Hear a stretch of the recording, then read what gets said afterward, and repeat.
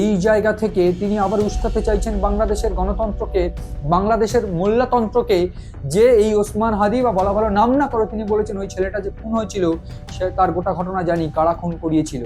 বলা ভালো এসটিএফ, একেবারে রাজ্য পুলিশ একেবারে গোয়েন্দা দমন, একেবারে এসটিএফ স্পেশাল টাস্ক ফোর্স, তারা বনগাঁ থেকে দুজনকে গ্রেফতার করেছিল যারা কিনা এই ওসমান হাদি খুনের মূল অভিযুক্ত ছিল।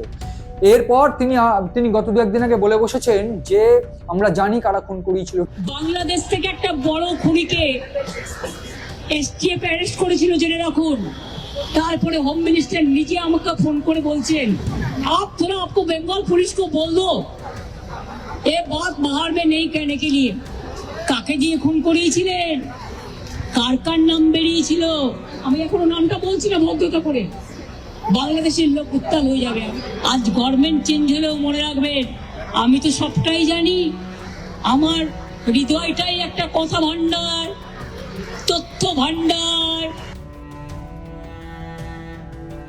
একটা ষড়যন্ত্রমূলক এবং দেশদ্রোহীমূলক কথাবার্তা তিনি বলেছেন, যেখানে এই মুহূর্তে এখন অব্দি কেন্দ্র সরকার বা বাংলাদেশ সরকারও কোনোভাবে কোনো বিবৃতি নিয়ে দেয়নি, কিন্তু এটা একেবারে চূড়ান্ত ঘটনা। জানি ইতিমধ্যে সাইবার ক্রাইম থানায় অভিযোগ হয়েছে, এটা তো একটা পার্ট। তিনি গ্রেফতার হতে পারেন ইউপিএ ধারায়, আর তাকে দেশদ্রোহিতার ধারা দেওয়া হতে পারে।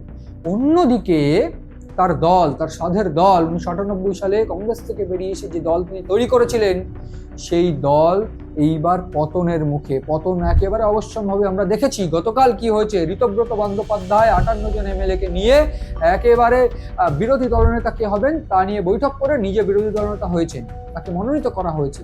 এখনো অবধি যদিও রথীন্দ্র বোস স্পিকার, তা নিয়ে কোনো চূড়ান্ত সিদ্ধান্ত জানানো হয়নি, কিন্তু আপাতত বিরোধী দলনেতা তিনিই হচ্ছেন।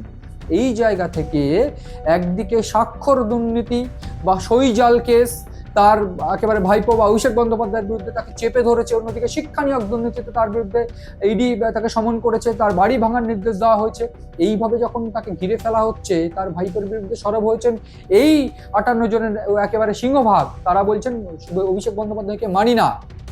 এবং অন্যদিকে এই ঋতব্রত বন্দ্যোপাধ্যায়, তাকে ঢুকিয়েছিলেন অভিষেক বন্দ্যোপাধ্যায়, এবং এই ঋতব্রত বন্দ্যোপাধ্যায় এই মুহূর্তে অভিষেক বন্দ্যোপাধ্যায়কে মানতে নারাজ। এবং অন্যদিকে তারা বলছেন যে মমতাপন্থী থাকতে চাই আমরা। এইবার মমতা বন্দ্যোপাধ্যায় যাকে ঠিক করে দিয়েছিলেন বিরোধী দলনেতা, যাকে ঠিক করে দিয়েছিলেন চিফ হুইপ, তাদের না মেনে তারা একটা নব্য তৃণমূল গঠন করে তারা নতুন তৃণমূল হিসাবে স্বীকৃতি নিচ্ছে, তাদের ফ্ল্যাগ বা লোগোটাও তাদের হয়ে গেছে। এই মুহূর্তে মমতা বন্দ্যোপাধ্যায় কোথায় যাবে?